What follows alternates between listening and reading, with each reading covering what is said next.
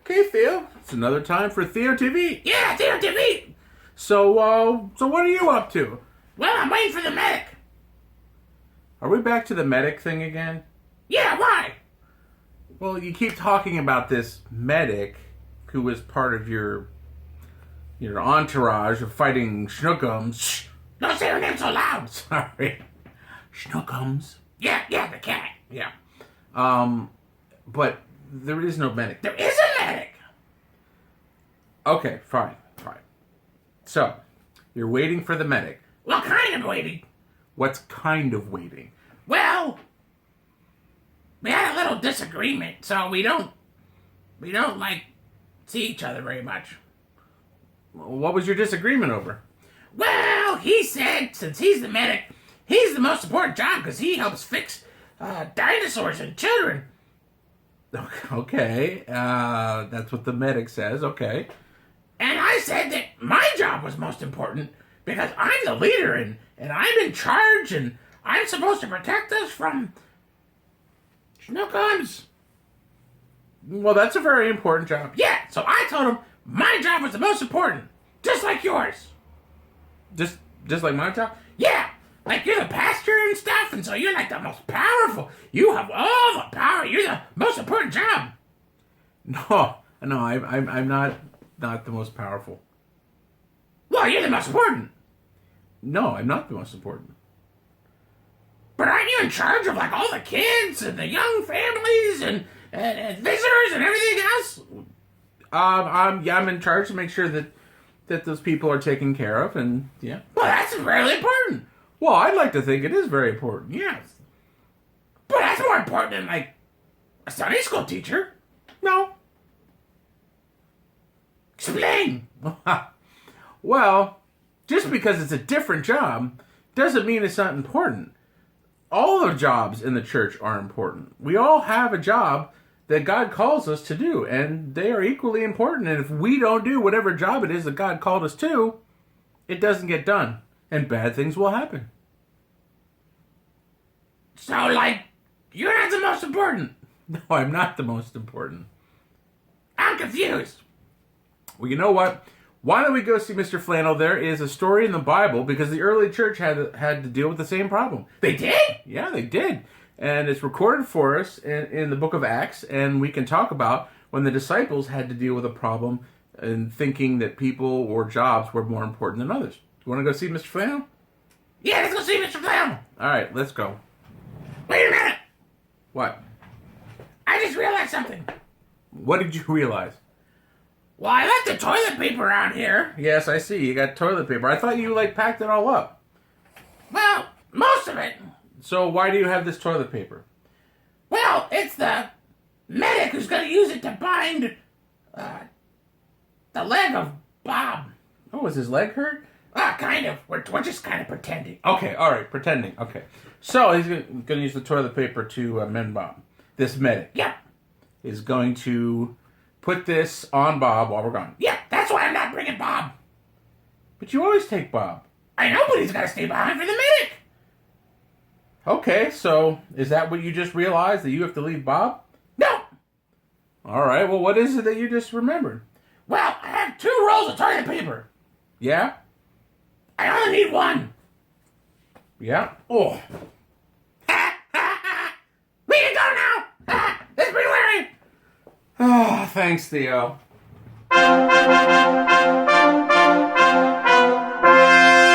Well, Theo, here we are again at Mr. Flannel. Yeah, Mr. Flannel.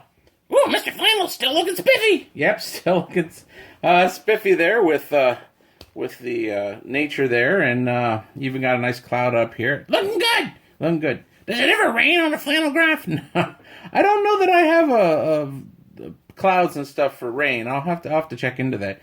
We could get another $10. Yeah, another $10 of flannel. Yeah, that'll work. But let's get to our story. Yeah, okay. So, the story is about in the early church, the people came to the disciples with a problem. And so let's put up, there's John, we'll put up Peter, and they'll represent the disciples. Okay. So, the problem was that the Greek Jews who became Christians said to the disciples that their widows were not getting the food that they were supposed to get. Why? Was someone stealing it? No, no one was stealing it. But there might have been some favoritism going on where they were left out. It could have just been that things weren't really led well. Not quite sure, but these now new Christians from Greece were upset that their widows were not getting food. I wonder what they ate. Excuse me? Oh, what they eat? Like pizza? I love pizza. I know you love pizza, but I don't think it was pizza. Pizza's really good. I bet they were eating it. I don't think they were eating pizza. Too expensive? No, they just didn't have pizza in the early church. Oh, that's terrible. I know. But they lived through it. Wow, talk about suffering. Can we get back to the story? Oh, yeah, sorry. Carry on. Okay, so the Greek Christians were saying that the Israeli Christians were not being fair, or something was happening and their widows weren't getting food. And so the disciples, they had to decide to take care of it. Oh, I know what they did. You know what they did? Yeah. Okay. I think it's finally time. Finally time for what? For the solution we've all been waiting for. And what solution would that be? The Larry treatment. Yes, you have to start feeding the widows. I'll get you. Theo. What? Christians don't use the Larry treatment. It would solve the problem. I don't know, though. I don't think it would solve the problem. You'd hurt some people, and you'd still have widows not getting fed. So they didn't use the Larry treatment? No, they didn't use the Larry treatment. Did they bring in, like, Bob? No, not even close. Not even close? All right. I'm glad Larry could join our story, but they did not give the Larry treatment and start stomping on people. Well, what'd they do? Did the disciples start feeding them? Actually, no. Well, that would solve the problem, wouldn't it? It would solve the problem, but it would take the disciples away from what they were supposed to do. They were supposed to be praying and preaching the word and telling people about Jesus, and if they start distributing food and figuring out those sort of things, they won't get around to the prayers and the preaching of the gospel. Well, that would be bad, because that's really important. Well, it is very important. It's extremely important to tell people about Jesus Christ so that they can be saved and forgiven from their sins and have a home in heaven. But it was also important that women, widows, children who couldn't get food, it's also important for them to get fed, right?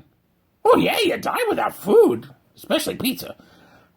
You would die without food. And so it was very important that the widows got fed. Well, what are they going to do? I mean, the preaching's important, the feeding is important. What do they do? Well, I'm glad you asked, Theo, because what they did was the disciples chose 7 men and put them in charge of making sure that the widows got fed. They gave they gave them the power to do it? Yes, because you see, what they were doing is important, and what they wanted done was important, but people can't do it all. We as a church need to work together. Some of us have different abilities, some of us have different resources, different gifts, so different education, and so we all need to work together. And if the disciples and the 7 that they chose, if they could work together by doing their jobs, then the widows would be fed, and the preaching and the prayer would happen, and then the church would grow. And that is actually what happened. The church continued to grow as more and more and more people came to know Jesus Christ as their Savior. Well, that's great. Then it worked. It did work. But see, what I want to point out is, it's not that the 7 that they chose were any less important. It wasn't that their job wasn't important, because it was. It was just that their important job was different than the disciples' important job. And they were all going to have to work together and not spend their time trying to figure out whose job was better, because if praying and preaching didn't happen, bad things would happen. Oh yeah, people would get to know Jesus. That would be terrible. And if they didn't do their job, then widows would be starving. Exactly. They all had important jobs to do. So just like we were talking about earlier, just because you think one job is more important than another doesn't necessarily make it so. We all have jobs to play in God's church. They're all important. And we need everyone, even the kids, to do what God has called them to do if we are to be a fully functioning church. And if we do that, God will be glorified and Jesus Christ will be preached. And people will get food. Yes, and people will get food. So do you see that just having a different job doesn't necessarily mean it's not important? Yeah, I see now. Yeah, I guess my job is just as important as the medics, and yeah, I understand. See, I thought you would. Now, why don't we go back and say goodbye to the kids? Yeah, okay. Don't forget Larry. Okay, meet you back there. Okay, Theo, so what did you learn today from the Bible? Well, I learned that Jesus gives us jobs to do, and every job's very important. Every job is very important. So, if we do what God wants us to do, we are an important part of the kingdom, and that's a great thing. And that's a great thing. So, even all of you watching, you have something that God has asked you to do, a job in the church. And it could be anything. It could be teaching Sunday school. Or the youth group. Or the youth group. Or it could be preaching or praying or helping out with stuff. Helping out with all sorts of stuff. Fixing things. Yeah, there's lots of things. They're all important. And we all need to do our job in order to make the church run. Yeah, and that's what we learned from the book of Acts. From the book of Acts. So, why don't we... Theo? Yeah? What's on Bob? Well, that's his bandage. He tore a ligament. He tore a ligament. Oh. Do you know what kind of ligament he tore? I'm not up on dinosaur body parts. So. I know. All right. Well, what ligament did he tear? A dinosaur ligament. All right. Yeah. Okay. Funny. How did it get here? The medic. Your imaginary medic? He's not imaginary. How did that get him in there? I don't know, but wow. Well, I hope Bob gets better. Yeah. I hope he does too. But we're just pretending he's not really hurt. Oh, okay. So he's not really hurt. Okay. Just pretending. Just pretending, just like your medic is pretending. He's not pretending. He's real. Real. Okay. Well, why don't we say goodbye to the kids? Okay.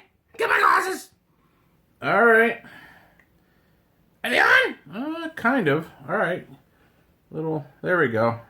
Can you see? Oh, yeah. I see a lot of them. There's Mila. Hi, Mila. And there's Anna. Taking care of her brother Jackson. Hi, guys. Let's see. Oh, there's Carl and Phineas. I don't see Judah, though. Well, Judah probably is taking a nap. Yeah. You're probably right. Okay. Oh, wow. There's Caleb, James, and Charlie. Hi, guys. Good to see you.